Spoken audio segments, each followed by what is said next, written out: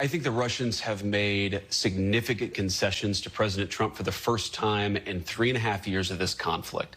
They've actually been willing to be flexible on some of their core demands. They've talked about what would be necessary to end the war. Of course, they haven't been completely there yet, or the war would be over, but we're engaging in this diplomatic process in good faith. We are trying to negotiate as much as we can with both the Russians and the Ukrainians to find a middle ground to stop the killing.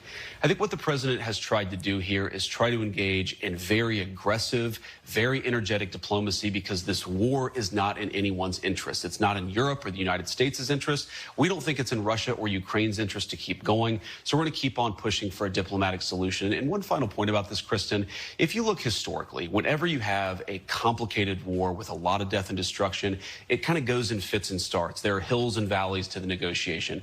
We sometimes feel like we've made great progress with the Russians, and sometimes, as the president has said, he's been very frustrated with the Russians. And we're going to keep on doing what we have to do to bring this thing to a close. I don't think it's going to happen overnight. I think that we're going to continue to make progress, but ultimately, whether the killing stops, that determination is going to belong to whether the Russians and the Ukrainians can actually find some middle ground here.